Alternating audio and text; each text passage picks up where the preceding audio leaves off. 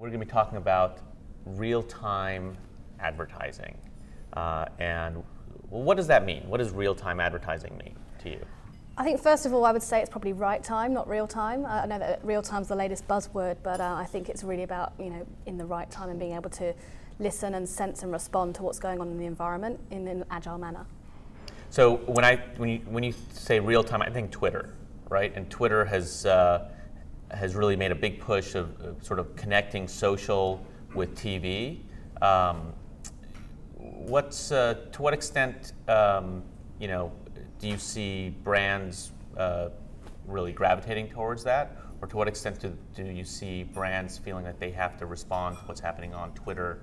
And how does that work across platforms? How do you marry Twitter, TV, and other channels? There's a lot in there, right? Yeah, sorry. I think first of all, it's not just Twitter, it's the whole ecosphere of blogosphere, if you like, to name just a couple of buzzwords, if you like. I think when it comes to Twitter and TV, we'll talk about that first, and we'll go in a little bit more detail about other things. But when it comes to Twitter, at SMG, we've got an exclusive partnership with them, and we've actually built out a social TV lab, where we've got people from Twitter, obviously they acquired Bluefin, so they have that expertise, people from Twitter and people from SMG working together from our global research teams to look at the impact of how social and TV works together. Unfortunately, I can't share those results with you today because they're due to come out later in this quarter. Do they look good? They look favourable, Yeah. I can say that, Okay. but you'll see more in the press later on in the month of February actually.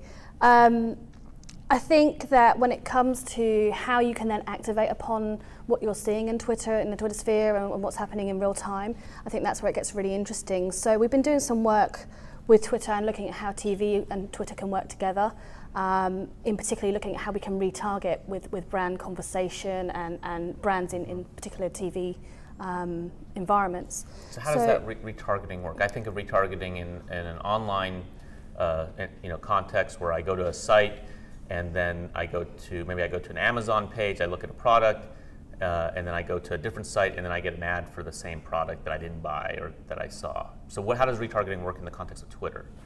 It's actually really exciting. When you look at what's happening and you're listening to what's happening in the environment around, say, there are two ways you can do this, right? The first way is you've bought a TVC in a particular program. Imagine it's Glee, or I don't even watch that, but imagine it's Glee.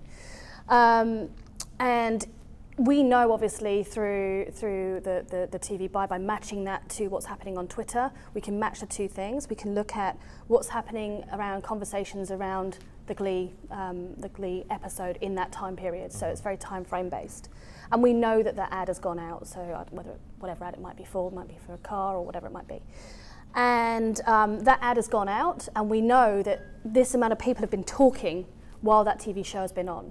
So we can make some assumptions there that if they were talking and they were watching the show and they were talking about that show live in real time, that we can then actually retarget all of those people that saw the show on Twitter and were talking on Twitter.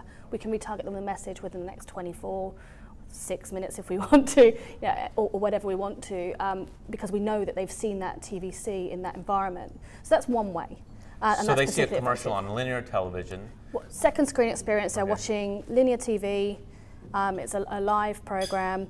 You see that these people are tweeting about the program, and then you can retarget them later with a message from the brand that we know that they've seen on the TV screen. Retarget them on Twitter with a promoted tweet, or retarget them elsewhere on the web? Retarget them on Twitter. On Twitter. The second way you can do it, and this is quite smart, and I'm thinking about the Super Bowl coming up. Right. Obviously, it's quite a high premium to be involved in the Super Bowl.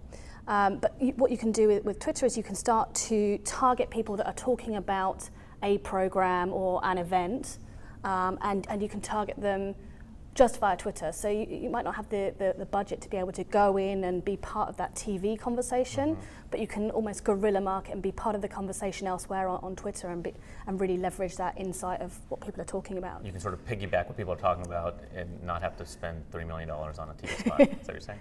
Potentially. So what can we expect in the Super Bowl? There's always, always the most creative ad units come out, both on TV and elsewhere. You've done a lot of work with the polar. Tell us a little bit about the polar bear. Yeah, I think versus Coke. No. SMG have been working in this environment for quite a long time. So going back a couple of years, we did the Polar Bowl from Coca-Cola. Right. And what that was doing was leveraging real-time action, real-time conversation, and then feeding that back into the TV's broadcast stream. So we had the two different polar bears supporting the two different teams in the Super Bowl, and they would react to the live action and what was going on in the social environment. And that was happening in several different places. It was happening on the live TV screen because we'd feed that back into the TV screen to affect the way that the commercial looked. But we also had a second screen experience as well, where people were able to engage with the polar bears on a second screen, whether that be a tablet or a mobile. We know that people are doing multiple things when they're watching Super Bowl, whether they're at a bar and they're on their phone, or whether they're in the home and on the phone or the tablet. And so we're able to give a more in-depth experience where people can engage with those polar bears, and we're seeing people engage with them for around 28 minutes, which is huge, right? When you think about the premium of a Super Bowl spot, and you have people on a second screen engaging for 28 minutes, that's gold. What can they do with the polar bears online? They could work out who they were supporting and just engage in that conversation. And it's evolved since then, right? So last year, everybody's hyped about the Oreo piece that we did in conjunction with a number of different other partners. That was basically about being ready, being agile, having the right people in the room, which we talked about before. So having this war room, basically. Yeah, right? Absolutely. So, you know, at the night of the Super Bowl, having the right people in the room, the legal, the creative, the media people ready to, and the brand people ready to go, as it was, you know. So what do you think? I know you hate percentages, but what would be your best guess as to, you know, what percentage of the brands who had, you know, who had advertisements in the Super Bowl, how many of them had a war room last year, and how many of them think will have a war room this year?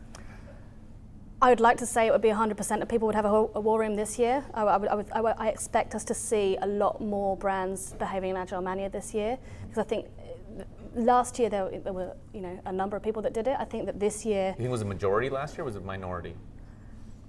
Probably 50-50, I would say, and I reckon that this year it will be around 100%, because people have seen that opportunity now. They've seen that they can actually leverage in real time in a much more different manner. That doesn't mean that the spots that were on Super Bowl didn't have Twitter happening with their in their environment.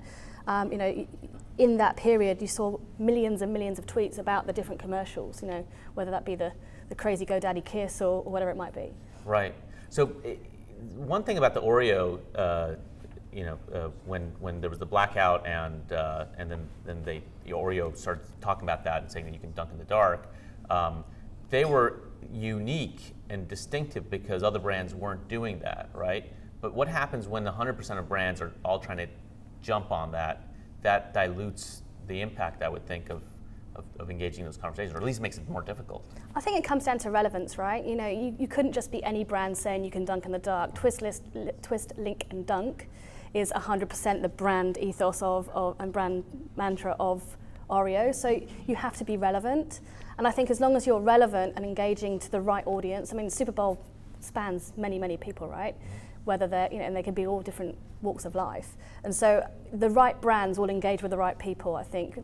They'll be engaging because they're having that brand utility and that right value when they deliver their message. Are we going to be surprised by anything, any campaigns in the Super Bowl this year?